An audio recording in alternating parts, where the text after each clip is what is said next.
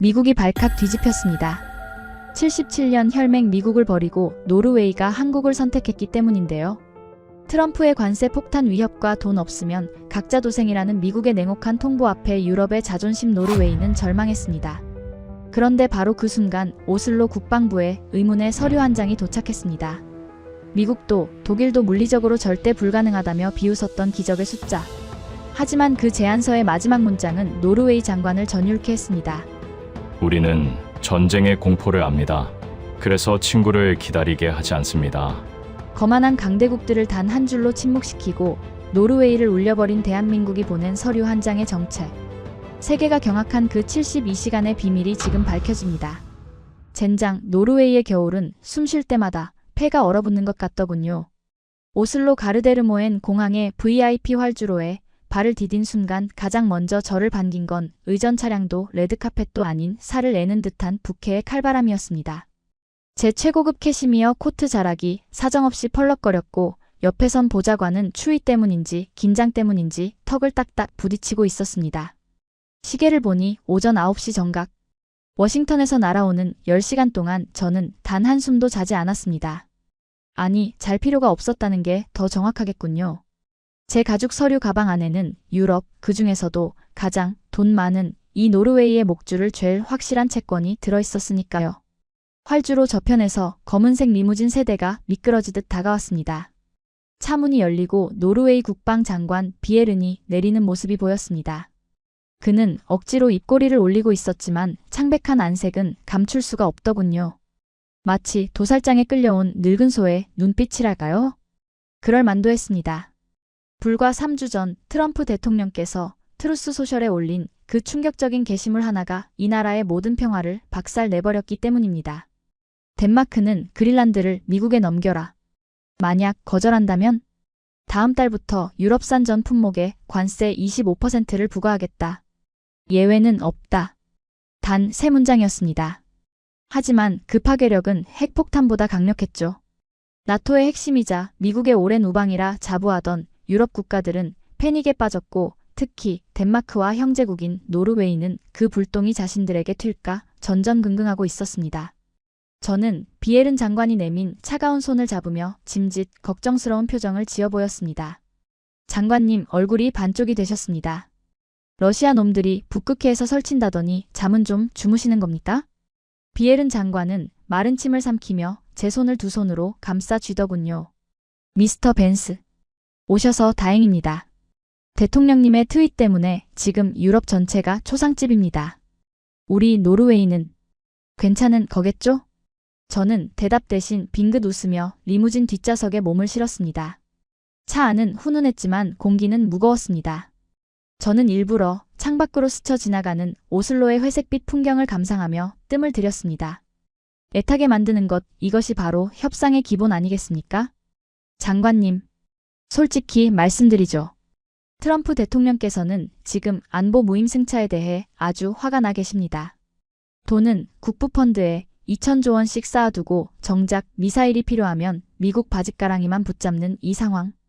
꽤 불공평하다고 생각지 않으십니까? 제 말에 비에른 장관의 눈동자가 흔들렸습니다. 그는 손수건으로 이마에 땀을 닦으며 다급하게 변명하더군요. 그래서 이번에 대규모 도입을 결정하지 않았습니까? 2조 8천억 원. 적지 않은 돈입니다. 저희는 당연히 검증된 미국제 하이마스를 최우선으로 고려하고 있습니다. 고려라니요? 저는 말을 뚝 끊고 정색했습니다. 장관님, 결정이라고 하셔야죠. 독일 놈들 물건 보셨습니까? KNDS? 걔네들 공장 가동률이 30%도 안 됩니다. 주문 넣으면 5년 뒤에나 받을걸요? 그때면 이미 러시아 깃발이 오슬로 시청에 꽂혀 있을지도 모릅니다. 제 노골적인 위협에 차 안에는 적막이 감돌았습니다. 사실 이건 반은 맞고 반은 틀린 말이었습니다. 독일이 맛이 간 건 사실이지만 우리 미국의 생산 라인도 우크라이나 지원 때문에 꽉 막혀 있었거든요.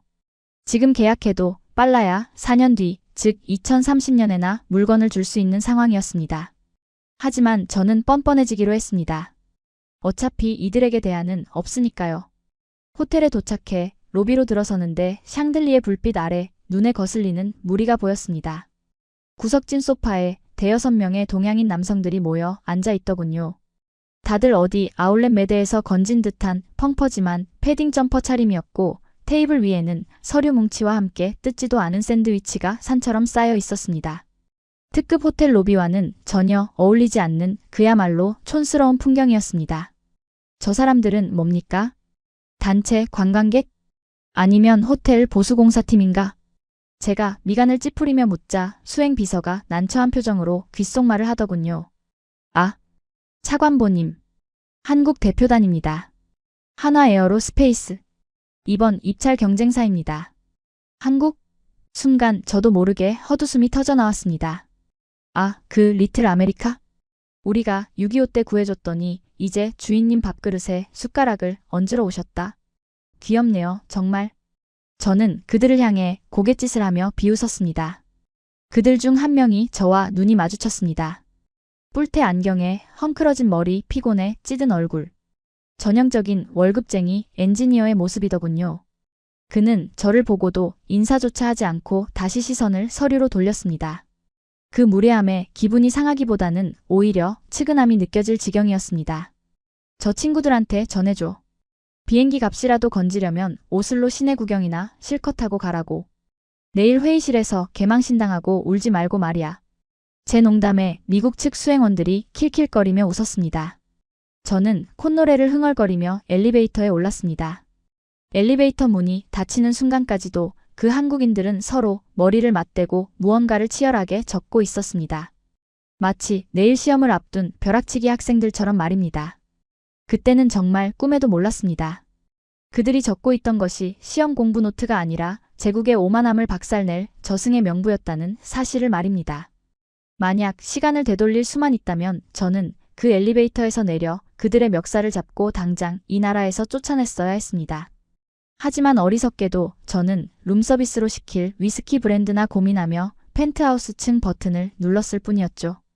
펜트하우스에서의 짧은 밤은 달콤했지만 다음날 아침 노르웨이 국방부 대회의실의 공기는 마치 영안실처럼 차갑고 건조하더군요. 창밖에는 밤새 내린 폭설이 오슬로의 잿빛 도시를 뒤덮고 있었지만 회의실 안은 각국 대표단이 뿜어내는 보이지 않는 신경전으로 팽팽하게 당겨진 활시위 같았습니다.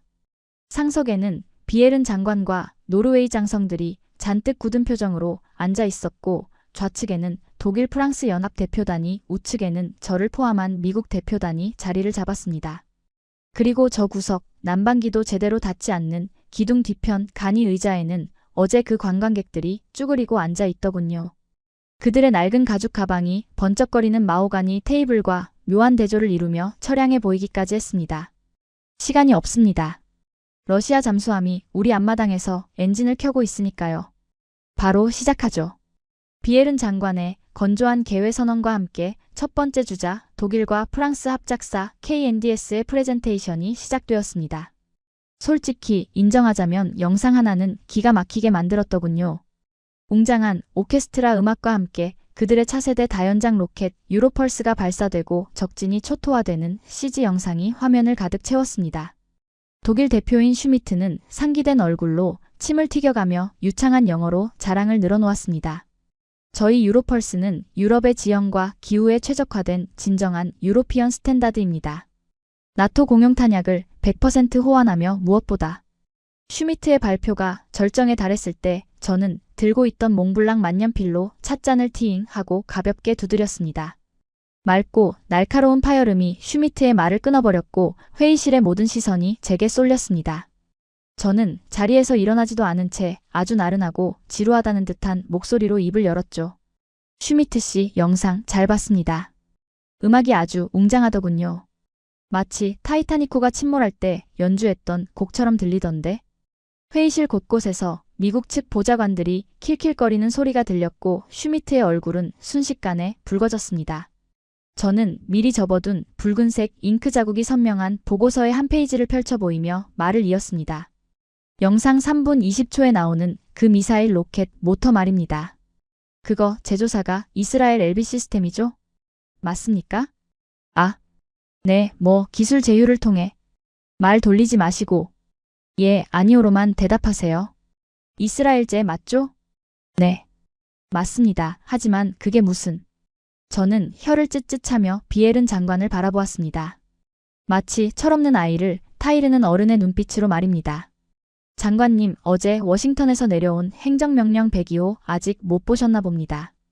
트럼프 대통령께서 분쟁 지역 핵심 기술이 포함된 무기의 제3국 수출을 전면 재검토한다고 서명하셨습니다. 이게 무슨 뜻인지 아십니까? 슈미트 씨가 자랑하는 저 미사일, 우리 미국 의회가 도장 안 찍어주면 노르웨이는 나사 하나도 못 받는다는 소립니다.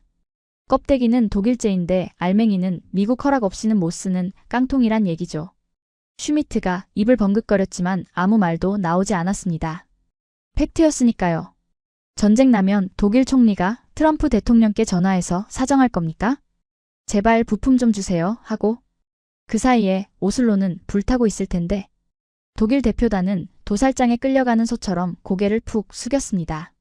비에른 장관의 표정은 흑빛이 되었고요. 유럽의 자존심이라던 KNDS가 제 말 한마디에 빈 껍데기로 전락하는 순간이었습니다. 저는 속으로 쾌재를 불렀습니다. 이제 무대는 완벽하게 청소되었습니다.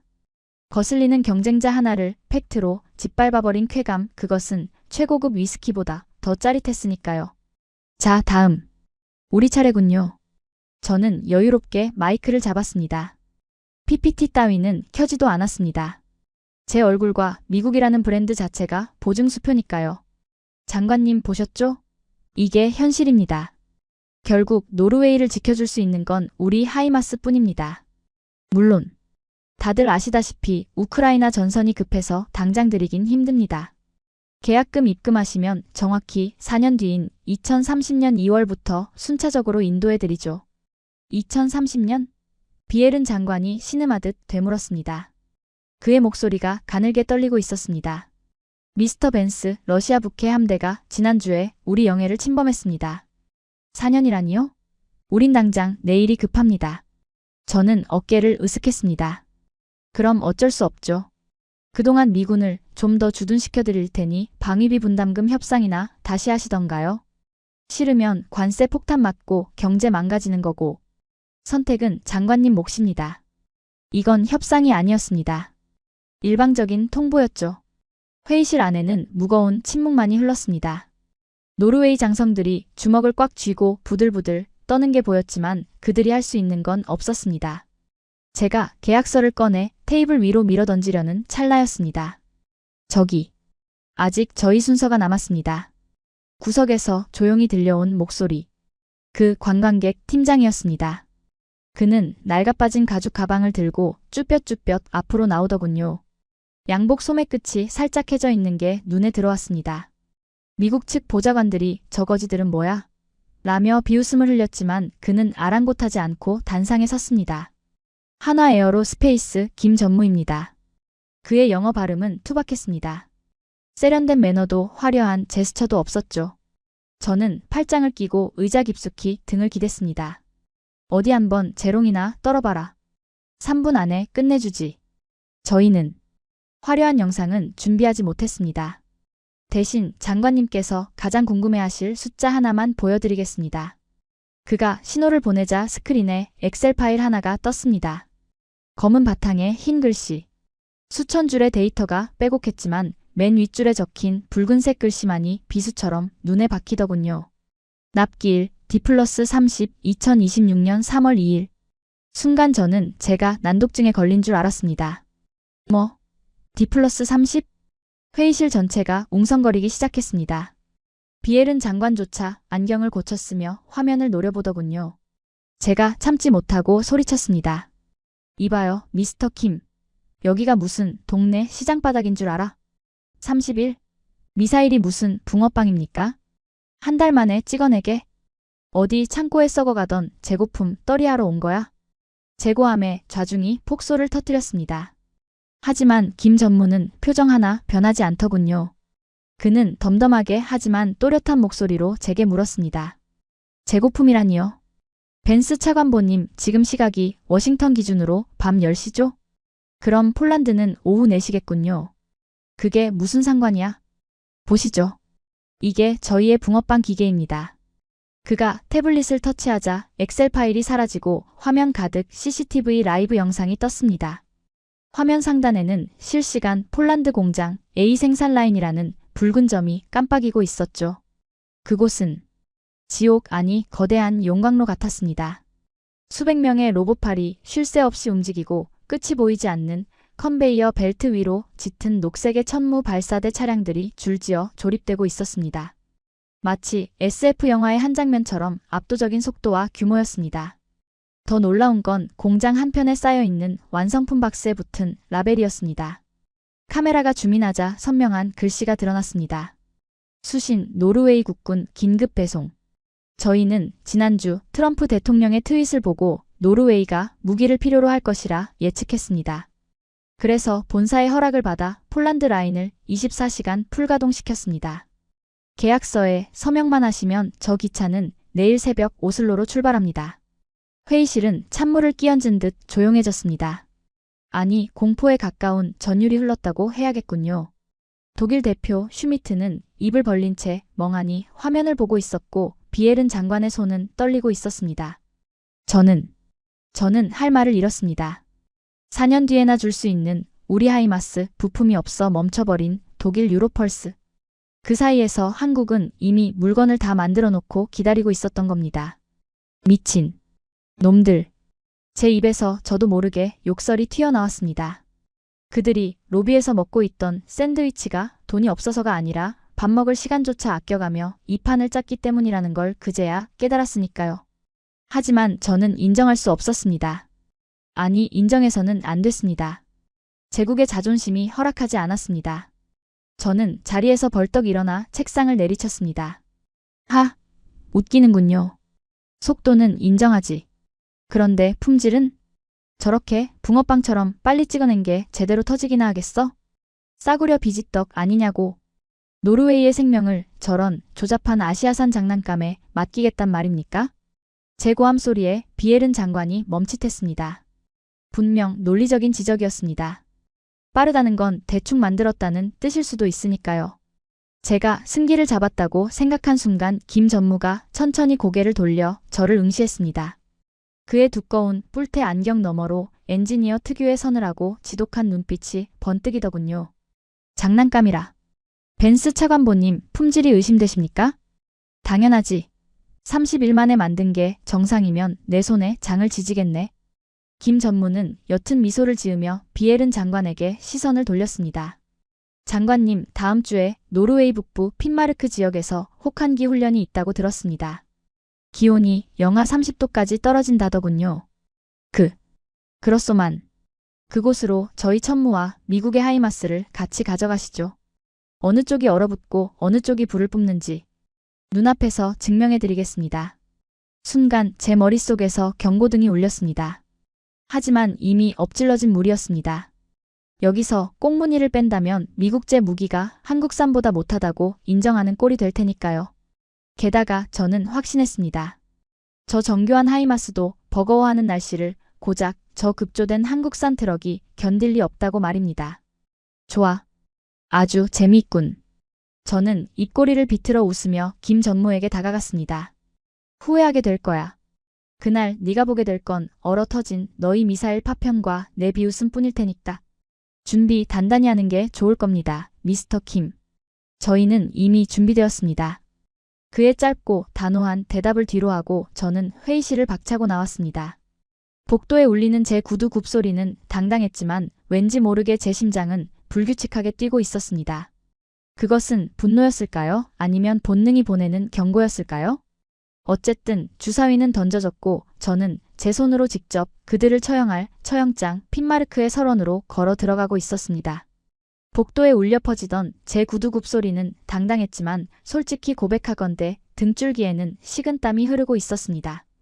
회의실을 박차고 나온 저는 곧바로 수행비서에게 소리쳤죠. 당장 수송기 띄워. 목적지는 핀마르크 라크셀브 공군기지다. 그리고 독일 주둔 미군 사령관에게 연락해서 하이마스 포대 당장 그쪽으로 이동시키라고 해. 정비공들한테 전해 나사 하나라도 얼어붙어 있으면 그 자리에서 옷 벗길 줄 알라고. 제고함에 비서들이 혼비백산하여 전화기를 붙들더군요. 저는 넥타이를 거칠게 풀어헤치며 창밖을 노려보았습니다. 오슬로의 하늘은 이미 어둑해져 있었고 마치 제 불길한 예감을 대변하듯 눈발이 굵어지고 있었습니다. 그 한국인 김 전무의 눈빛이 잊히지 않더군요. 준비되었다는 그 건조한 한마디. 그건 허세였을까요? 아니면 제가 모르는 무언가가 있는 걸까요? 몇 시간 뒤 저는 노르웨이 최북단 핀마르크로 향하는 군용 수송기 안에 몸을 싣고 있었습니다. 덜컹거리는 기체 안에서 저는 끊임없이 위스키를 들이켰지만 취기는커녕 정신이 점점 더 또렷해지더군요. 창밖으로 보이는 풍경은 그야말로 지옥의 냉동고였습니다. 끝없이 펼쳐진 설원, 모든 생명활동을 거부하는 듯한 하얀 어둠. 이곳은 북위 70도, 인간이 전쟁을 수행해서는 안 되는 금지된 땅이었습니다. 차관보님 도착했습니다. 현재 기온 영하 32도, 체감온도는 영하 45도입니다. 수송기 해치가 열리자마자 날카로운 칼날 같은 바람이 기내로 들이닥쳤습니다. 숨을 들이마시는 순간 폐가 쪼그라드는 것 같았죠. 활주로에 내려서자 저 멀리 미군 캠프가 보였습니다. 그리고 그 옆에는 한국팀의 캠프가 자리 잡고 있더군요. 저는 당연히 우리 미군 캠프가 완벽할 것이라 믿었습니다. 세계 최강 미군 아닙니까? 하지만 쌍안경으로 들여다본 미군 진지의 상황은 그야말로 난장판이었습니다. 젠장, 이게 다 뭐야? 기름때 묻은 정비병들이 욕설을 내뱉으며 하이마스 발사대 주위를 뛰어다니고 있었습니다. 유압장치가 추위에 터져 오일이 새어나오고 있었고 발전기는 시동이 걸리지 않아 굉음을 내며 헛돌고 있더군요. 지휘관인 대령이 저를 보자마자 달려와 울상을 지었습니다. 차관보님, 날씨가 미쳤습니다. 윤활유가 젤리처럼 굳어버려서 부품이 안 움직입니다.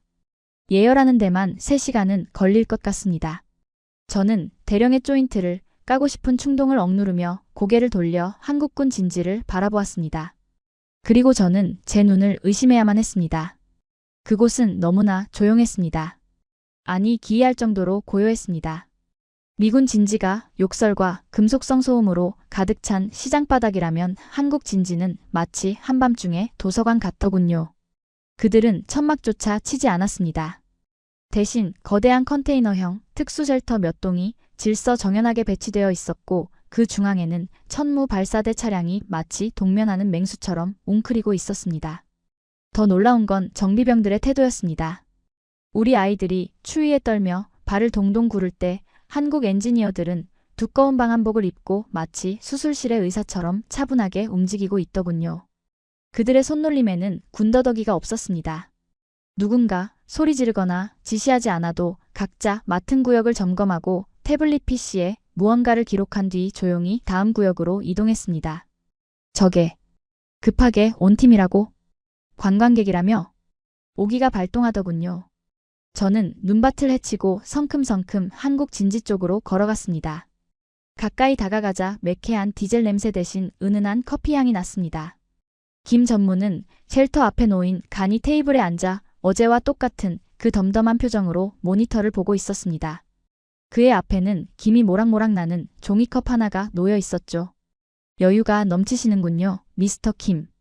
기계가 다 얼어붙어서 할 일이 없으신가 봅니다.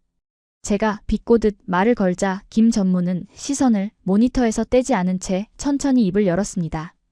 오셨습니까? 춥지 않으십니까? 내 걱정 말고 당신네 고철 덩어리나 걱정하시지. 우리 하이마스도 유압이 터지는 날씨야. 솔직히 말해. 시동 안 걸리지? 지금이라도 기권하면 비행기 값은 내가 내주지. 그제야 김 전무가 고개를 들어 저를 쳐다보더군요. 안경서리가 낀 렌즈 너머로 보이는 눈빛은 뭐라고 해야 하나? 측은함? 아니면 한심함? 그런 뉘앙스였습니다. 벤스 차관보님, 한국의 1월 최전방 철원의 평균 기온이 얼마인지 아십니까? 내가 지리시간도 아닌데 그런 걸 알아야 합니까? 영하 20도에서 30도를 오르내립니다. 체감온도는 이곳과 별반 다르지 않죠. 저희에게 이 날씨는 재난이 아니라 일상입니다. 그는 종이컵을 들어 한 모금 마시더니 턱끝으로 자신의 장비들을 가리켰습니다. 그리고 고철이라고 하셨는데? 가까이서 한번 보시죠. 정말 얼어붙었는지. 저는 코웃음을 치며 천무 발사대 차량으로 다가갔습니다. 차가운 금속 표면에 손을 댔다가 동상이라도 걸리면 어쩌나 싶어 장갑을 고쳐 꼈죠. 그런데 손을 대기 직전 기이한 느낌을 받았습니다. 차체 주변의 공기가 미세하게 따뜻했기 때문입니다. 이게 뭐야? 자세히 보니 발사대 중요 부위마다 특수 제작된 발열 패드가 부착되어 있었고 차량 하부에서는 끊임없이 온풍이 순환하고 있었습니다. 더 충격적인 건 그 마감 상태였습니다. 급조된 흔적은커녕 모든 배선과 유압 라인이 2중 3중의 단열재로 빈틈없이 감싸져 있더군요. 마치 처음부터 북극용으로 설계된 물건처럼 말입니다. 저희는 노르웨이의 입찰 공고가 뜨기 3년 전부터 극지방용 히팅 시스템을 개발해 왔습니다. 폴란드 공장에서 생산된 이 모델은 기본적으로 러시아의 겨울을 이기도록 설계된 버전입니다. 김 전무가 제 뒤로 다가와 나직하게 덧붙였습니다. 차관보님네 하이마스는 사막이나 온난한 기후에 맞춰져 있겠죠. 하지만 저희의 주적은 북쪽에 있습니다. 추위를 이기지 못하면 저희는 죽습니다. 그게 당신들과 우리의 차이입니다. 머리를 한 대 얻어맞은 기분이었습니다. 저는 할 말을 찾지 못해 입만 번긋거렸습니다. 3년 전부터 준비했다니? 쟤네들은 우리가 샴페인 마실 때 이 얼음 지옥을 대비해 연구라도 했다는 겁니까? 그때 미군 진지 쪽에서 젠장. 또 터졌어. 라는 비명과 함께 쾅 하는 소리가 들려왔습니다. 저는 황급히 고개를 돌렸습니다. 우리 정비병들이 렌치를 집어던지며 절규하고 있더군요. 반면 제 눈앞의 한국 팀원들은 그 소음에도 아랑곳하지 않고 묵묵히 미사일 포드의 결합 상태를 점검하고 있었습니다. 마치 고장난 시계와 정밀한 크로노그래프를 동시에 보고 있는 듯한 기분. 속이 메스꺼워졌습니다. 오만함이 공포로 바뀌는 건 순식간이더군요. 저는 애써 태연한 척하며 뒷걸음질 쳤습니다. 겉보기에만 번지르르한 건지 누가 압니까? 내일 실사격 때 봅시다. 뚜껑은 열어봐야 아는 거니까. 도망치듯 미군 텐트로 돌아오는 길 눈밭에 찍힌 제 발자국이 유난히 깊고 무겁게 느껴졌습니다. 텐트 안으로 들어오자마자 대령이 달려와 보고를 하더군요. 차관보님, 겨우 임시방편으로 막았습니다. 내일 발사는 가능할 것 같지만 명중률은 장담 못합니다. 센서가 너무 민감해서 오작동이. 닥쳐. 무조건 맞춰. 못 맞추면 네 군생활도 여기서 끝인 줄 알아. 저는 대령에게 고함을 지르고 의자에 주저앉았습니다. 히터가 돌아가고 있었지만 등골이 서늘해지는 건 막을 수 없더군요. 텐트 틈새로 보이는 한국 진지의 불빛. 밤이 깊어질수록 그 불빛은 꺼지기는커녕 더 밝고 또렷해지고 있었습니다. 그들은 잠도 안 자는 걸까요? 아니면 잠을 잘 필요가 없을 정도로 자신감이 넘치는 걸까요? 위스키 병을 집어든 제 손이 미세하게 떨리고 있었습니다. 분명 추위 때문일 거라고 저는 스스로에게 최면을 걸었습니다. 하지만 마음속 깊은 곳에서는 이미 알고 있었습니다. 내일 아침 이 설원 위에 쓰러질 거이는 한국이 아니라 바로 우리 미국일지도 모른다는 사실을 말입니다. 그날 밤 핀마르크의 밤하늘에는 기괴할 정도로 붉은 오로라가 일렁였습니다. 마치 거인의 몰락을 예고하는 핏빛 깃발처럼 말입니다. 잠을 이룰 수 없었던 저는 밤새 뒤척이며 제발 내일 아침에 한국 놈들의 미사일이 얼어 터지기를 유치하게도 신께 기도하고 또 기도했습니다. 세계 최강 미국의 차관보가 고작 하청업체의 실패를 빌어야 하는 처지가 되다니. 정말이지 길고도 비참한 밤이었습니다. 밤새 뒤척이다 맞이한 핀마르크의 아침은 차라리 지옥의 입구라고 부르는 게 나을 정도로 참담했습니다. 뜬 눈으로 밤을 새운 제 눈은 충혈되어 있었고 입안은 까끌까끌한 모래를 씹은 듯 텁텁하더군요. 텐트 밖으로 나가자마자 시야를 가리는 하얀 입김 너머로 분주하게 움직이는 미군 정비병들의 모습이 보였습니다. 그들은 마치 고장난 시계를 억지로 고치려는 수리공들처럼 다급해 보였지만 그 손놀림에는 확신이 없었습니다. 보고해. 상황은? 제 물음에 현장 지휘관인 대령이 달려왔습니다. 그의 콧수염에는 하얀 성에가 끼어 있었고 장갑 낀 손은 미세하게 떨리고 있었습니다. 차관보님, 발사 준비는 마쳤습니다. 하지만 문제가 좀 있습니다. GPS 수신율이 40% 미만입니다. 러시아 놈들이 국경 너머에서 강력한 재밍 전파를 쏘고 있는 것 같습니다. 이 상태로는 정밀 타격을 장담할 수 없습니다. 재밍? 핑계 대지 마. 저 한국 놈들도 같은 조건이야. 우리가 못 잡는 신호를 저 고철 덩어리가 잡을 리가 있어? 저는 신경질적으로 소리치며 한국 진지를 노려보았습니다. 그곳은 여전히 고요했습니다. 마치 폭풍 전의 바다처럼 말입니다. 김 전무는 쉘터 앞에 팔짱을 끼고 서서 태블릿 PC를 든 직원과 무언가 조용히 이야기를 나누고 있더군요. 그 여유로움이 제 속을 뒤집어 놓았습니다. 오전 10시 정각.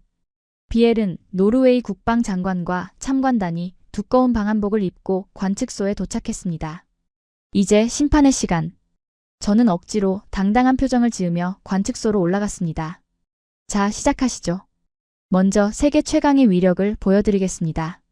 타겟은 전방 70km 지점 모의 적군 레이더 기지입니다. 제 신호와 함께 미군의 하이마스 발사대가 움직이기 시작했습니다. 굉음을 내며 포신이 올라갔지만 그 속도는 눈에 띄게 느렸습니다. 유압류가 굳어버린 탓에 끼기깃거리는 금속 마찰음이 관측소까지 들려왔으니까요. 비엘은 장관이 미간을 찌푸리더군요. 발사! 명령이 떨어지자 로켓이 화염을 뿜으며 날아올랐습니다. 하지만 저는 발사 순간 직감했습니다. 궤적이 흔들리고 있다는 것을요. 아니나 다를까 드론이 보내온 피격 화면은 참담했습니다. 로켓은 표적에서 150m나 벗어난 눈밭에 처박혀 터졌습니다.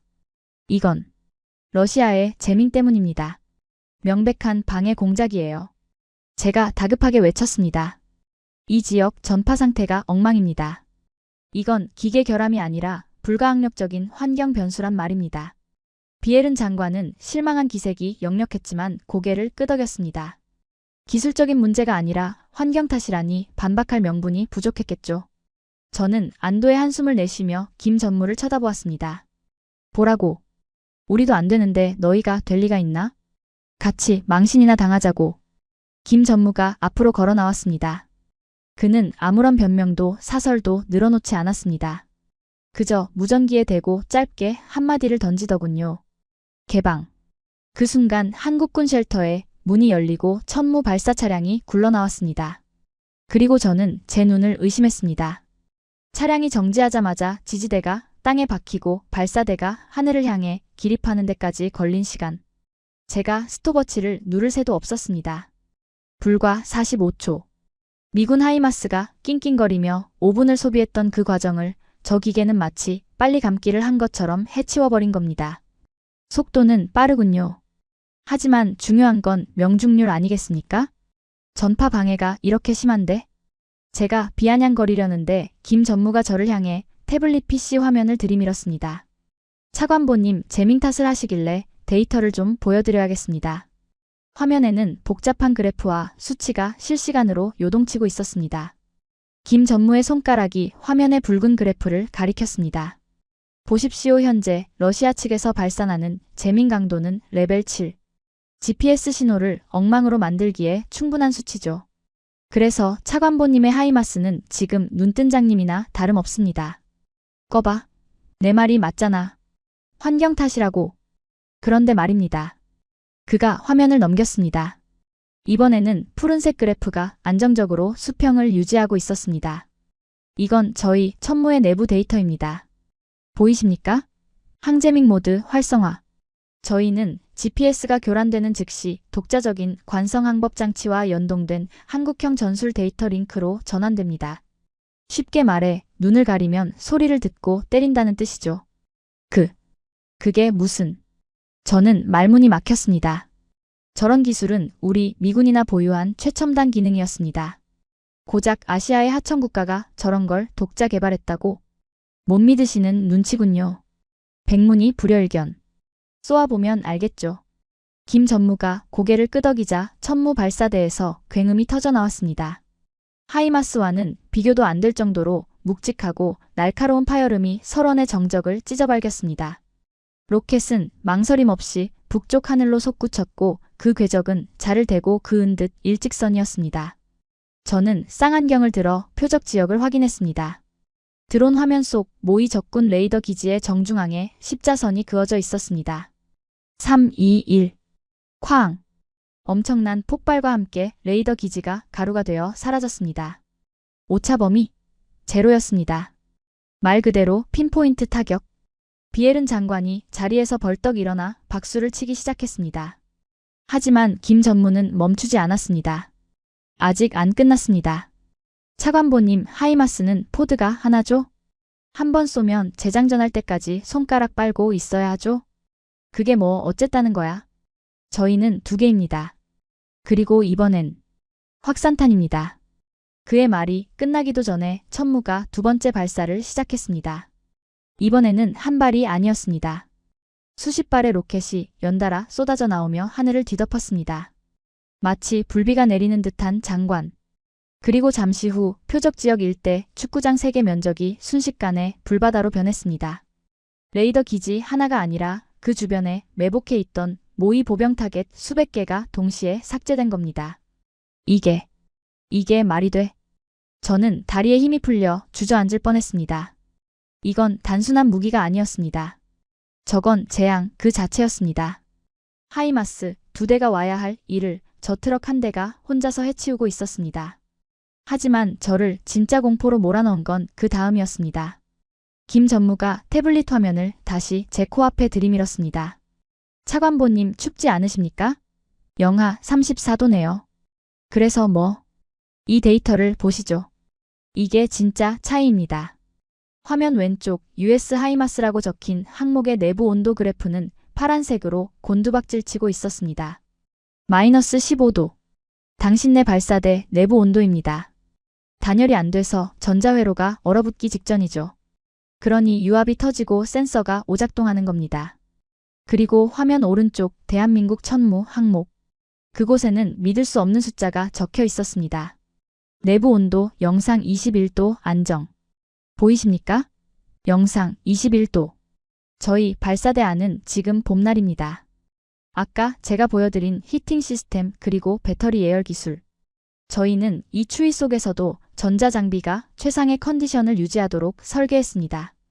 기적은 신이 만들지만 성능은 데이터가 만듭니다. 이건 조작이야. 센서 오류일 거야.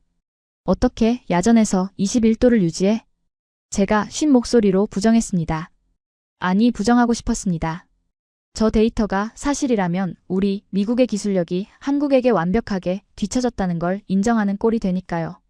그러자 김 전무가 조용히 무전기를 들더군요. 오픈. 그가 손짓하자 정비병이 천무 발사대의 측면 점검창을 열었습니다. 그러자 하얀 눈보라 속으로 아지랑이 같은 열기가 훅 하고 뿜어져 나오는 게 육안으로 보였습니다. 김 전무는 자신이 마시던 커피를 점검창 근처에 갖다 댔습니다. 식어가던 커피에서 다시 김이 모락모락 피어오르더군요. 보셨습니까? 이게 팩트입니다. 벤스 차관보님, 당신들이 캘리포니아의 태양 아래서 골프 칠 때 저희는 강원도의 눈보라 속에서 밤새 이 온도를 맞췄습니다. 당신들의 하이마스는 명품일지 몰라도 저희 천무는 생존입니다. 명품은 얼어터져도 생존은 얼지 않습니다. 할 말이 없었습니다. 아니, 숨을 쉴 수가 없었습니다. 눈앞에 펼쳐진 저 압도적인 화력, 그리고 그것을 뒷받침하는 완벽한 데이터. 제가 관광객이라 비웃고 고철이라 폄하했던 그 물건은 사실 괴물이었습니다. 우리가 샴페인을 터뜨리며 자만하던 그 70년 동안 이 작은 나라는 묵묵히 칼을 갈아 우리 턱 밑까지 쫓아왔던 겁니다. 비에른 장관이 상기된 얼굴로 김 전무의 손을 맞잡는 모습이 보였습니다. 놀랍소. 정말 놀라워. 이게 바로 우리가 찾던 거요. 가격은 절반인데 화력은 2배라니, 게다가 이 추위에도 끄떡없다니. 환호하는 노르웨이 군인들 사이에서 저는 마치 투명 인간이 된 기분이었습니다. 얼어붙은 하이마스 곁에 망연자실하게 서 있는 우리 미군 병사들의 모습이 제 처지와 겹쳐 보이더군요. 그 순간 제 가슴속 깊은 곳에서 오만함은 흔적도 없이 사라지고 그 자리에 시꺼먼 공포가 들어찼습니다. 우리는 졌다. 단순히 이번 입찰에서 진 게 아니다. 시대가 바뀌어 버렸다. 김 전무가 저를 쳐다보았습니다. 승자의 조소 따위는 없었습니다. 그저 담담한 엔지니어의 눈빛. 그 눈빛이 말하고 있는 것 같았습니다. 자, 이제 누가 관광객이지? 저는 떨리는 손으로 코트 주머니 속의 위스키 병을 꽉 쥐었습니다. 하지만 마실 엄두조차 나지 않았습니다. 지금 이 쓰라린 패배감은 세상 어떤 독한 술로도 씻어낼 수 없을 것 같았으니까요. 핀마르크의 혹독한 칼바람이 제 코트 자락을 사정없이 후려쳤지만 저는 추위를 느낄 겨를조차 없었습니다. 손에 쥐고 있던 위스키 병은 이미 체온을 잃어 얼음장처럼 차가워졌지만 제 목구멍으로 넘어가는 타액은 마치 끓는 용암처럼 뜨겁고 쓰라렸기 때문입니다. 눈앞에 펼쳐진 광경은 현실이라기엔 너무나 비현실적이었습니다. 검은 연기를 내뿜으며 흔적도 없이 사라진 모이 적군 기지, 그 위로 쏟아지는 노르웨이 군인들의 광적인 환호성, 그리고 그 모든 소란의 중심에서 마치 태풍의 눈처럼 기이한 침묵을 지키고 있는 한국의 천무 발사대. 반면 우리 미군 진영은 마치 폭격을 맞은 폐잔병들처럼 고개를 숙인 채 꽁꽁 얼어붙어 고철이 되어버린 하이마스를 멍하니 바라보고만 있더군요. 차관보님. 현장 지휘관인 대령이 제게 다가왔습니다. 그의 목소리는 물에 젖은 솜처럼 축 처져 있었고 눈동자는 초점을 잃은 상태였습니다. 본국에 뭐라고 보고해야 합니까? 기상 악화로 인한 일시적 오작동이라고 할까요? 아니면 러시아의 전파 방해가 예상보다 심각해서. 닥쳐. 저는 대령의 말을 자르며 나직하게 으르렁거렸습니다. 변명은 패배자나 하는 거야. 그리고 우린 방금 졌어. 그것도 아주 처참하게. 저는 비틀거리는 걸음으로 미군 텐트가 아닌 한국군 진영 쪽으로 발길을 옮겼습니다. 자존심? 그런 건 이미 저 눈밭에 하이마스 파편과 함께 묻혀버린 지 오래였으니까요. 도대체 무엇이 어떤 괴물 같은 시스템이 저런 말도 안 되는 기적을 만들어냈는지 제 두 눈으로 직접 확인해야만 했습니다. 그것을 알아내지 못한다면 저는 평생 이 패배의 악몽에서 깨어나지 못할 것 같았기 때문입니다. 한국군 쉘터 앞에 다가가자 입구를 지키던 보안 요원이 저를 막아서려 했습니다. 하지만 안쪽에서 김 전무가 나오며 손을 들어 제지하더군요. 그는 두꺼운 방한복 상의를 벗어 팔에 걸친 채 저를 묘한 눈빛으로 응시했습니다. 승자의 오만함 대신 마치 길 잃은 어린아이를 보는 듯한 그 건조하고 깊은 눈빛이 저를 더 비참하게 만들었습니다. 들어오시죠, 벤스 차관보님. 바깥 공기가 찹니다. 커피라도 한 잔 더 하시겠습니까? 저는 홀린 듯이 그를 따라 쉘터 안으로 들어갔습니다. 그리고 그 순간 저는 제 심장이 멎는 줄 알았습니다. 바깥 세상과는 완전히 다른 차원이 그곳에 존재했기 때문입니다. 그곳은 단순한 야전 텐트 따위가 아니었습니다. 외부의 살인적인 혹한과는 딴판인 훈훈한 공기, 웅웅거리는 대형 서버의 냉각팬 소리, 그리고 벽면을 가득 채운 수십 개의 대형 스크린들. 그것은 마치 펜타곤의 지하 작전 벙커를 축소해 놓은 듯한, 아니 그보다 더 진보되고 유기적인 디지털 요새였습니다.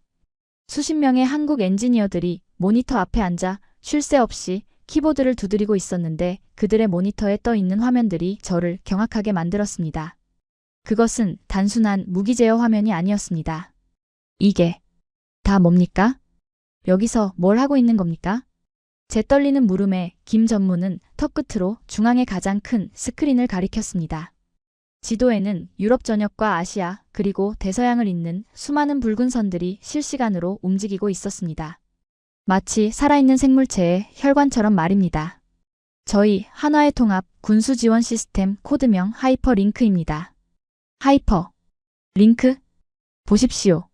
김 전무가 화면을 터치하자 지도가 확대되며 폴란드 공장, 한국의 창원 본사, 그리고 현재 노르웨이로 향하고 있는 수송선들의 위치가 실시간으로 표시되었습니다. 더 충격적인 건 그 옆에 떠 있는 데이터들이었습니다. 상태, 활성, 공급망, 연결됨. 대상, 노르웨이 육군, 배송 도착 예정 시간 12시간. 저희는 단순히 미사일 발사대만 파는 게 아닙니다. 차관보님께서 호텔 로비에서 저희를 관광객이라고 비웃으셨던 그날 밤 저희는 이미 AI를 돌려 노르웨이군의 예상 탄약 소모량을 시뮬레이션하고 있었습니다. 보시다시피 핀마르크 기지에 천무가 배치되기도 전에 이미 추가 탄약 500발이 폴란드에서 기차에 실려 출발했습니다. 노르웨이 국방부가 주문서를 넣기도 전에 말입니다. 주문도 안 했는데? 물건을 보냈다고요? 계약이 안 되면 어쩌려고? 전쟁은 서류보다 빠르니까요. 필요할 때 없으면 군인은 죽습니다. 그래서 저희 시스템은 고객의 필요를 예측하고 선제 공급합니다. 이게 저희가 말하는 생존의 진짜 의미입니다. 저는 뒷걸음질 쳤습니다. 등골이 오싹해지더군요. 미국은 무기를 팔 때 승인과 절차, 의회의 비준을 따집니다. 서류 작업에만 몇 달이 걸리죠. 그런데 이들은 국가 전체가 하나의 거대한 전쟁 기계처럼 유기적으로 연결되어 있었습니다. 공장, 물류, 전방부대, 그리고 AI 시스템이 실시간으로 호흡하며 고객이 살려줘라고 외치기 전에 이미 구명조끼를 던져주는 시스템. 이것은 단순한 무기 수출이 아니었습니다. 생존, 구독 서비스였습니다. 이건 반칙이야. 어떻게 일개 기업이 이런 정보력을? 정보력이 아닙니다. 간절함입니다. 김 전무가 책상 위에 놓인 낡은 노트 한 권을 집어들었습니다. 겉표지에는 프로젝트 차가운 분노라는 영문과 함께 1950년대의 흑백 사진 한 장이 붙어 있었습니다. 눈보라치는 장진호 전투에서 미군과 한국군이 함께 떨고 있는 사진이었습니다. 김 전무가 사진을 쓰다듬으며 나직하게 말했습니다. 저희 아버지가 저 전투에 참전하셨습니다.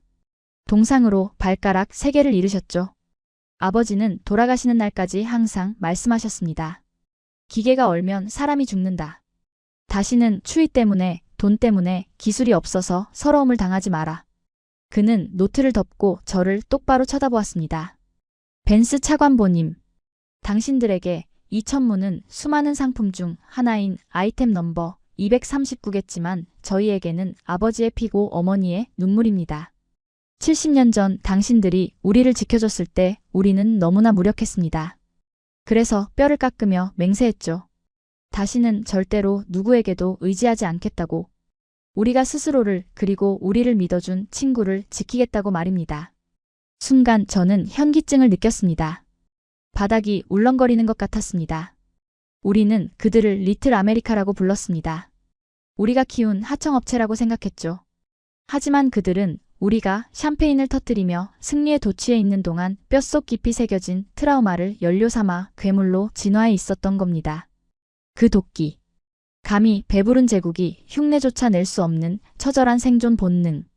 제가 보고 있는 것은 단순한 기술 격차가 아니었습니다. 정신의 격차였습니다. 그리고 슬프게도 그 격차는 이제 영원히 좁혀지지 않을 것 같다는 확신이 들었습니다. 차관보님, 전화 받으셔야 할 것 같습니다. 멍하니 서 있던 제게 수행 비서가 창백한 얼굴로 다가왔습니다. 그의 손에 들린 위성 전화기가 요란하게 울리고 있었습니다. 발신자 표시를 보는 순간 제 심장이 쿵 하고 내려앉았습니다. 백악관 상황실. 올 것이 왔구나. 저는 떨리는 손으로 전화기를 받아 귀에 댔습니다. 침을 삼키는 소리가 천둥 소리처럼 크게 들렸습니다. 마이클 벤스입니다. 벤스. 자네 지금 제정신인가? 수화기 너머로 들려오는 목소리는 비서실장이었습니다. 평소의 정중함은 온데간데 없고 마치 얼음 조각을 씹어뱉는 듯한 차가운 목소리였죠.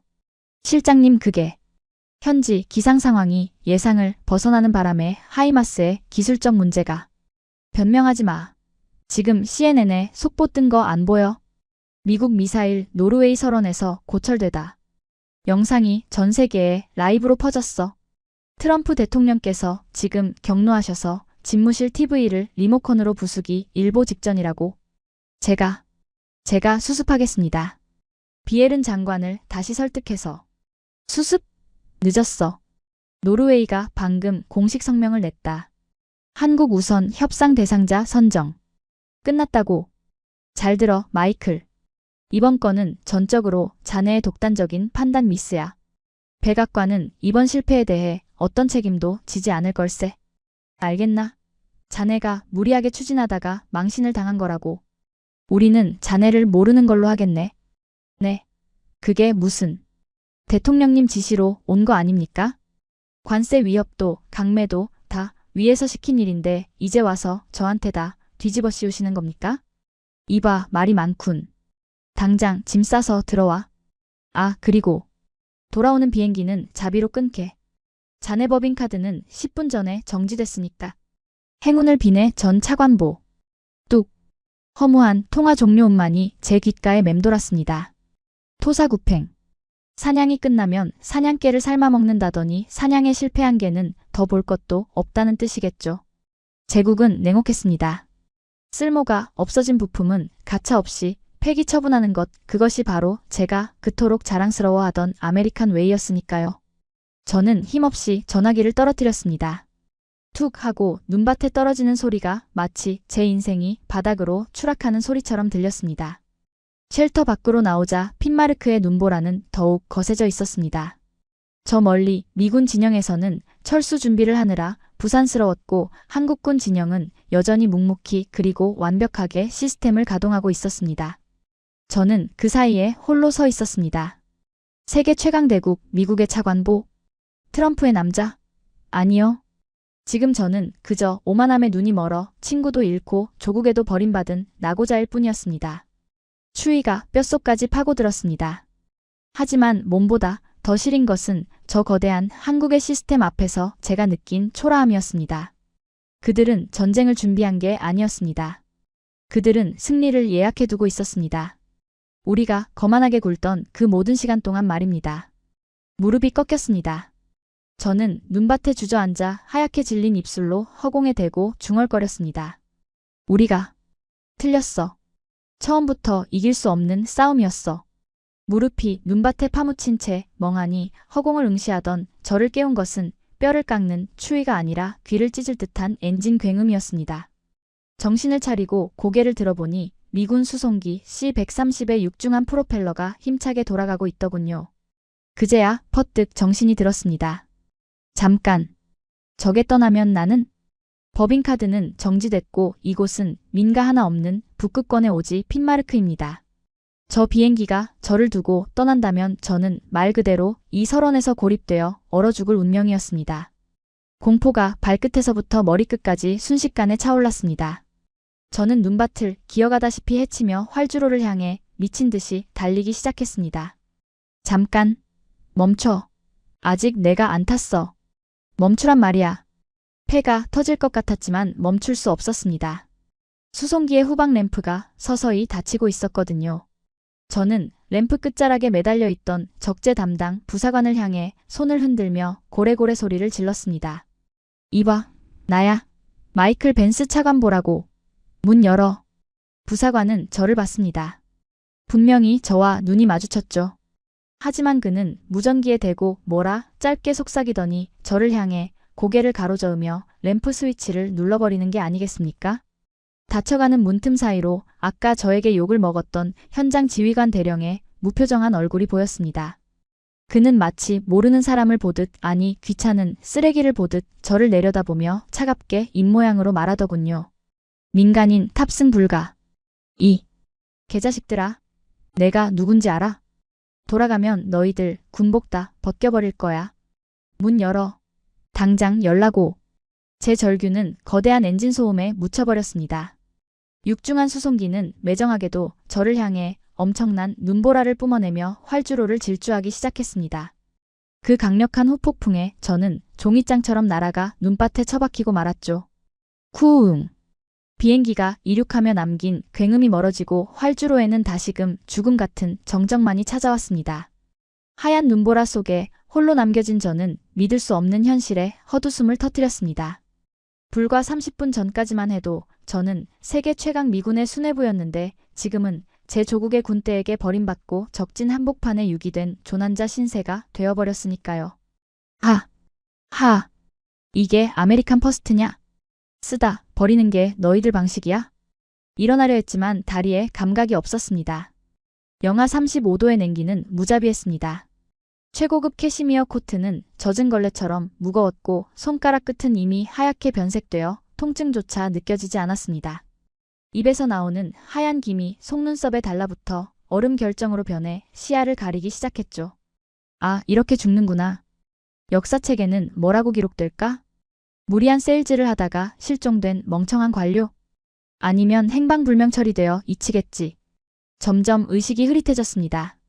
저 멀리 한국군 진영의 불빛이 보였지만 차마 그쪽으로 갈 엄두가 나지 않았습니다. 제가 관광객이라 조롱하고 고철이라 비웃었던 그들에게 살려달라고 비느니 차라리 여기서 동사하는 게 미제국의 마지막 자존심을 지키는 길이라 생각했기 때문입니다. 눈꺼풀이 천근만근 무거워지며 환각이 보이기 시작했습니다. 따뜻한 워싱턴의 집무실 향긋한 위스키 그리고 저를 향해 엄지손가락을 치켜세우던 트럼프 대통령의 미소. 그 모든 영광이 신기루처럼 스쳐 지나갔습니다.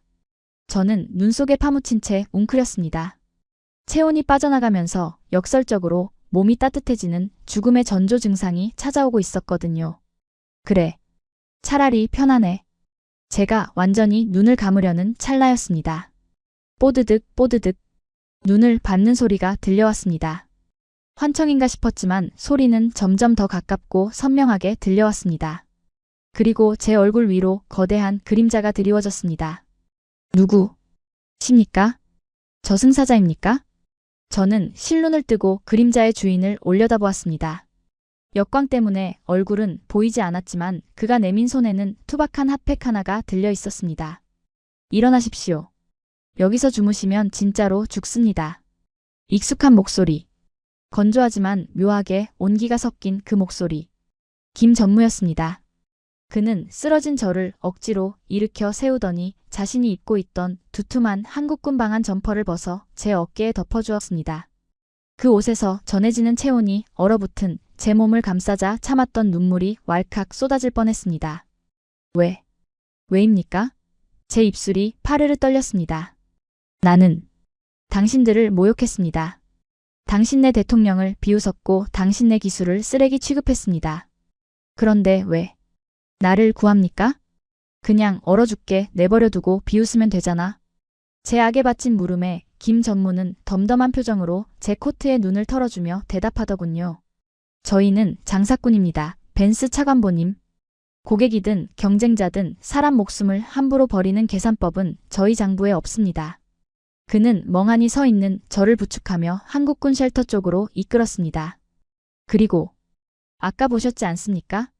저희 아버지가 남기신 말씀. 친구를 기다리게 하지 마라. 당신네 미국은 70년 전 얼어 죽어가던 저희를 버리지 않았습니다. 비록 지금의 당신들은 변했을지 몰라도 우리가 기억하는 맹세는 변하지 않았습니다. 그러니까 빚을 갚는다고 생각하십시오. 그 순간 저는 다리에 힘이 풀려 그 자리에 주저앉고 말았습니다. 추위 때문이 아니었습니다. 쪽팔려서 너무나 부끄럽고 치욕스러워서 견딜 수가 없었습니다. 제가 믿었던 혈맹, 미국은 저를 헌신짝처럼 버리고 떠났는데 제가 하청업체라고 무시했던 한국은 70년 전에 낡은 의리 하나를 지키기 위해 적장인 저를 살려내고 있었습니다. 이것은 패배를 넘어선 완벽한 도덕적 파산이었습니다. 저는 김 전무의 부축을 받으며 한국군 쉘터 그 따뜻한 불빛 속으로 걸어 들어갔습니다. 그곳은 제가 돌아가야 할 차가운 워싱턴보다 훨씬 더 인간적이고 뜨거운 세상이었습니다. 쉘터 안에 들어서자 한국 직원들이 놀란 눈으로 저를 쳐다봤지만 누구 하나 비웃거나 손가락질하지 않았습니다. 누군가 말없이 따뜻한 믹스커피 한 잔을 제 손에 쥐어주더군요. 그 달달하고 뜨거운 액체가 목을 타고 넘어가는 순간 저는 인정할 수밖에 없었습니다. 이 싸움은 애초에 돈으로 혼을 이기려 했던 저의 오만한 착각이었음을 말입니다. 종이컵에서 피어오르는 하얀 김이 안경알을 뿌옇게 흐렸지만 저는 닦을 생각조차 하지 못했습니다. 입안을 감도는 그 달달하고 텁텁한 믹스커피의 맛. 평소에 저였다면 설탕물이라며 거들떠보지도 않았을 그 싸구려 인스턴트 커피가 지금 이 순간에는 제 인생에서 맛본 그 어떤 최고급 코냑보다 깊고 진한 위로가 되어주고 있었기 때문입니다. 목구멍으로 넘어가는 따뜻한 액체가 얼어붙은 내장을 녹이자 마비되었던 감각들이 하나둘씩 돌아오기 시작했습니다. 그리고 감각과 함께 참을 수 없는 비참함이 쓰나미처럼 밀려왔죠. 저는 멍하니 쉘터 내부를 둘러보았습니다. 밖은 지옥 같은 눈보라가 휘몰아치고 있었지만 이 안은 기이할 정도로 평온했습니다. 수십 명의 한국 연구원들은 저라는 이방인이 들어왔음에도 불구하고 누구 하나 곁눈질조차 하지 않았습니다. 그들은 마치 영혼을 기계에 바친 수도승들처럼 모니터 속으로 빨려 들어갈 듯 집중하고 있더군요. 타닥타닥거리는 키보드 소리만이 이 공간을 채우는 유일한 언어였습니다. 나는 대체 무엇을 비웃었던 건가? 그들의 등 뒤에서 저는 제 자신이 한없이 작아지는 것을 느꼈습니다. 저는 그들을 하청업체라고 불렀습니다. 우리가 기술을 던져주면 밤새워 조립이나 하는 공장쯤으로 여겼죠. 하지만 지금 제 눈앞에 펼쳐진 광경은 20세기의 낡은 사고방식에 갇혀있던 것은 한국이 아니라 바로 저 자신이었음을 잔인하게 증명하고 있었습니다. 몸은 좀 녹으셨습니까? 어느새 김 전무가 제 옆에 다가와 의자를 하나 끌어다 앉았습니다. 그는 방금까지 입고 있던 방한복을 벗어 한쪽에 개어놓고 소매를 걷어붙인 와이셔츠 차림이었습니다. 그의 팔뚝에는 며칠을 씻지 못한 듯 검은 기름때와 볼펜 자국이 얼룩져 있었지만 제 눈에는 그 얼룩이 마치 훈장처럼 보였습니다. 고맙소. 그리고 미안하오. 제 목소리는 갈라져서 형편없었습니다. 당신들이 아니었으면 나는 지금쯤 저 밖에서 얼어붙은 동상이 되어 있었을 거요. 김 전무는 덤덤하게 고개를 저었습니다. 별 말씀을요. 아까도 말씀드렸지만 저희는 사람을 계산기에 넣지 않습니다. 그는 잠시 침묵하다가 제가 쥐고 있는 종이컵을 바라보며 나직하게 입을 열었습니다. 차관보님, 그거 아십니까? 저희 한국 엔지니어들은 이 커피를 연료라고 부릅니다. 연료? 네. 저희는 자원이 없는 나라입니다. 땅에서 석유가 나오는 것도 아니고 조상이 물려준 막대한 유산이 있는 것도 아니죠. 가진 거라곤 사람 그리고 시간뿐입니다. 남들이 8시간 잘 때 4시간 자고 남들이 쉴 때 일해야만 겨우 따라잡을 수 있었으니까요. 이 믹스커피는 잠을 쫓고 시간을 벌기 위해 마시는 생존의 연료였습니다. 그의 말 한마디 한마디가 제 가슴을 후벼 팠습니다. 미국에게 시간은 돈이었지만 그들에게 시간은 생명이었습니다. 우리는 여유롭게 샴페인을 마시며 세계를 호령할 때 그들은 이 달디단 카페인 덩어리를 들이키며 뼈를 깎는 고통으로 칼을 갈아왔던 겁니다. 우리가 틀렸습니다. 저는 고개를 떨구며 자조 섞인 웃음을 흘렸습니다. 나는 펜타곤의 푹신한 의자에 앉아서 당신들을 우물 안 개구리라고 생각했소. 세상 넓은 줄 모르고 설치는 촌놈들이라고. 그런데 진짜 우물 안에 갇혀있던 건 나였군. 내 오만함이라는 그 깊고 어두운 우물 말입니다. 김 전무는 아무런 대꾸도 하지 않았습니다. 그저 묵묵히 제 넋두리를 들어줄 뿐이었습니다. 그 침묵이 오히려 저를 더 견딜 수 없게 만들더군요. 차라리 욕을 하거나 비웃어주면 마음이 편했을 텐데 말입니다. 그때 중앙 스크린에서 붉은 알람이 깜빡거렸습니다. 한 연구원이 다급하지만 침착한 목소리로 보고했습니다. 전무님, 3번 위성 데이터 수신. 러시아 북해 함대가 움직입니다. 잠수함 발사탄도 미사일 발사 징후 포착. 예상 타격 지점은 노르웨이 서부 해안입니다. 순간 쉘터 안의 공기가 팽팽해졌습니다. 이것은 훈련이 아니었습니다. 실제 상황. 저는 반사적으로 자리에서 벌떡 일어났습니다. 뭐? 러시아가 진짜 쏜다고? 당장 워싱턴에 연락해야 해. 아니, 나토 사령부에. 하지만 저는 곧 멈칫했습니다. 제 전화기는 눈밭에 버려졌고 저는 해임된 상태였으니까요. 제가 할 수 있는 건 아무것도 없었습니다. 무력감. 그것은 추위보다 더 끔찍한 공포였습니다. 그러나 김 전무는 동요하지 않았습니다. 그는 자리에서 일어나 중앙통제석으로 걸어갔습니다. 그의 걸음걸이에는 한치의 망설임도 없었죠. 하이퍼링크 방어 모드 전환. 노르웨이 국방부와 데이터 공유해. 천무 2호차, 3호차 전개. 요격 알고리즘 로딩. 잠깐 미스터 킴. 지금 뭘 하려는 거요? 천무는 공격용 무기지 요격 시스템이 아니잖아. 제가 소리쳤지만 김 전무는 뒤도 돌아보지 않고 명령을 내렸습니다. 차관보님, 무기의 용도를 정하는 건 제조사가 아닙니다. 상황입니다. 저희는 이 상황을 대비해 다목적 발사대로 설계했습니다. 화면 속에서 천무의 발사관이 하늘을 향해 수직으로 기립했습니다. 그리고 레이더 화면에는 러시아 잠수함에서 발사된 가상의 미사일 궤적이 붉은 점선으로 그려지고 있었죠. 타겟 라곤. 발사. 쿠우응.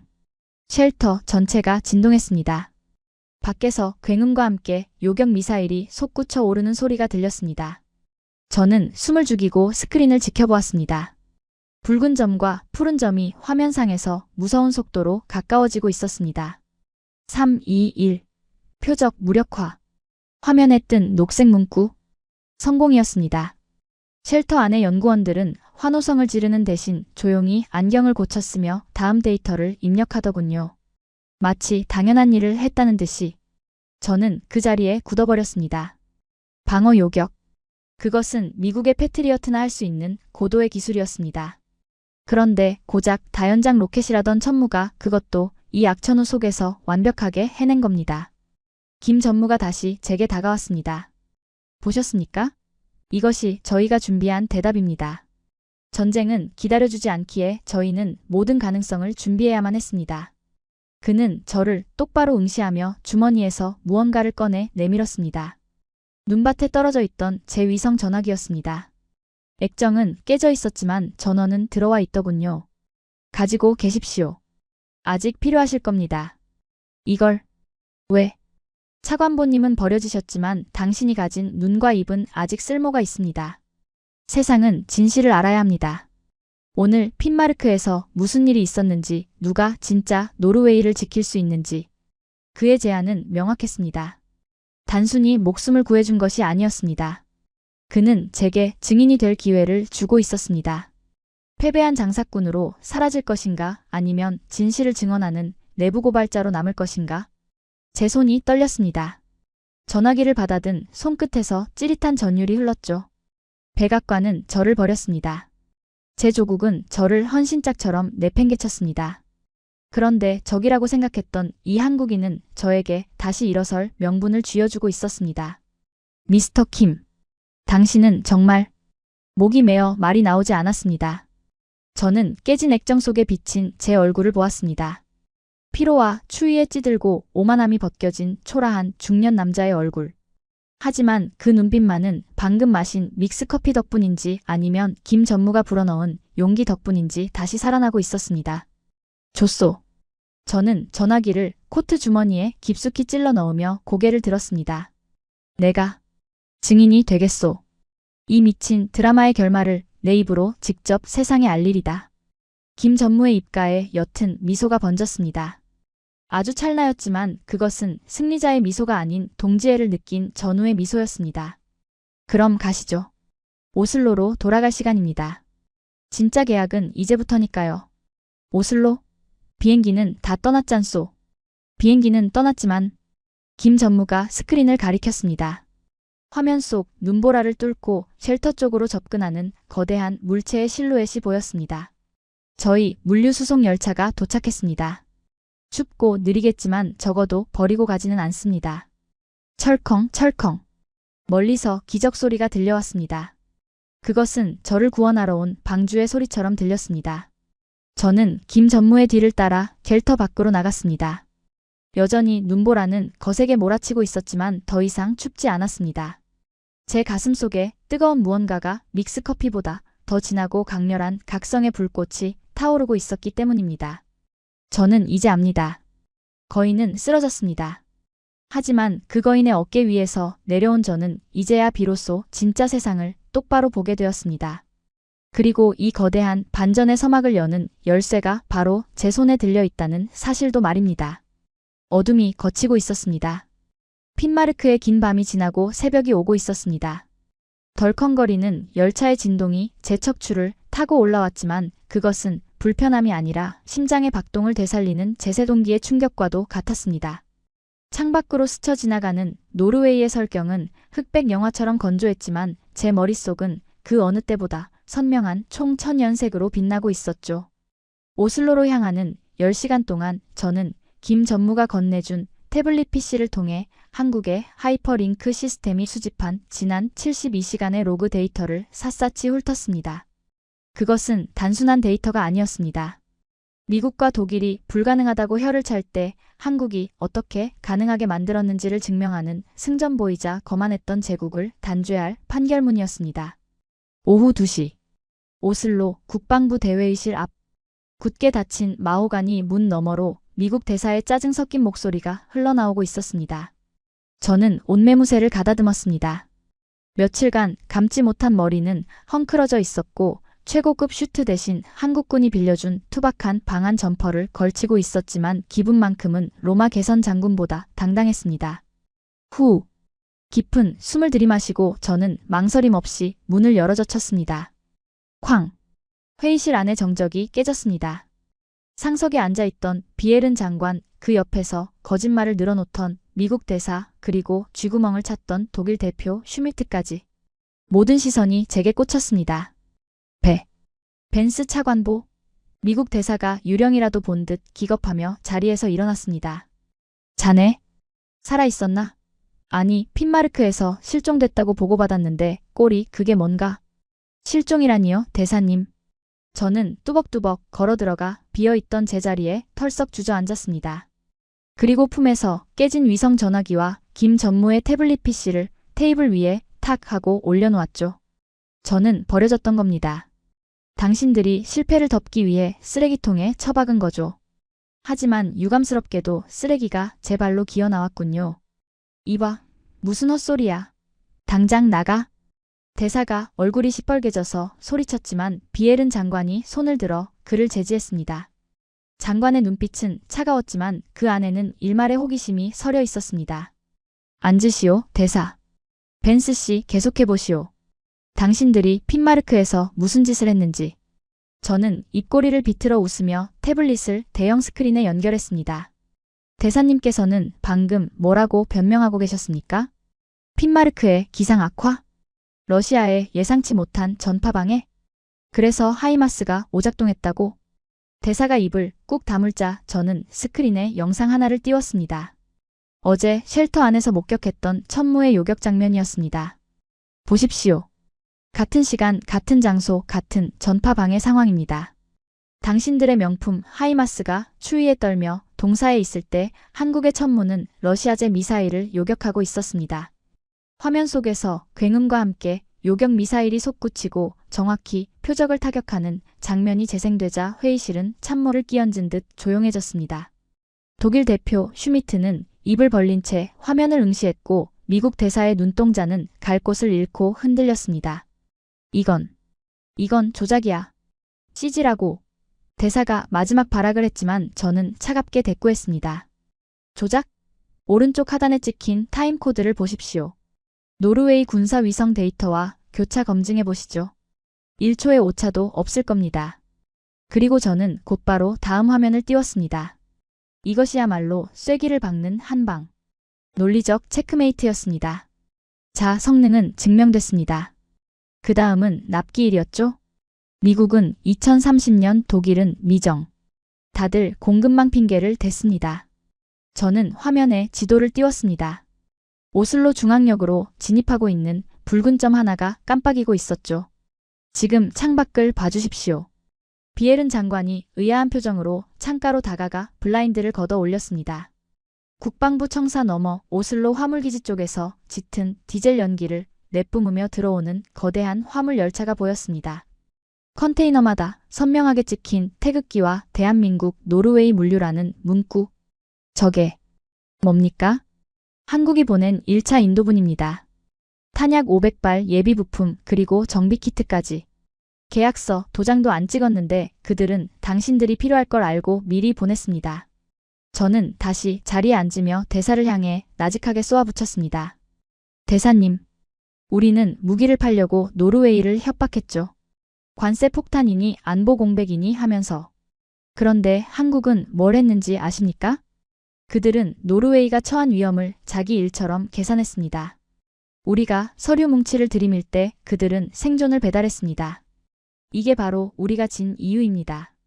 회의실은 숨소리조차 들리지 않을 정도로 고요했습니다.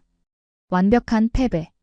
그 어떤 외교적 수사나 정치적 압박으로도 뒤집을 수 없는 압도적인 실력과 진심 앞에서의 패배였습니다.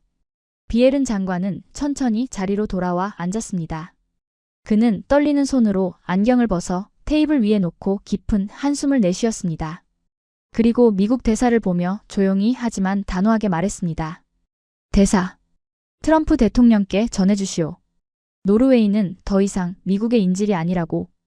우리는 오늘부로 우리의 안보 파트너를 변경합니다. 장관, 이건 실수하는 거요. 70년 동맹을 이런 식으로. 동맹?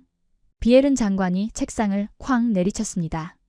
바이킹의 후예다운 기백이 서린 일갈이었습니다. 친구가 얼어 죽어가는데 비행기 타고 도망가는 게 동맹이요? 내 눈에는 70년 된 친구보다 어제 만난 저 한국인들이 훨씬 더 신의가 있어 보이오. 대사는 얼굴이 사색이 되어 아무 말도 하지 못했습니다. 독일 대표 슈미트는 이미 가방을 싸고 있었고요. 비에른 장관은 제게 눈길을 돌렸습니다. 벤스 씨, 당신은 적이었지만 마지막 순간에 진정한 용기를 보여줬소. 고맙소. 저는 씁쓸하게 웃으며 고개를 숙였습니다. 아닙니다. 저는 그저 너무 늦게 깨달은 바보일 뿐입니다. 비에른 장관은 즉시 한국 대표단을 호출했습니다. 회의실 문이 열리고 말끔한 정장 차림의 김 전무와 한국 직원들이 들어왔습니다.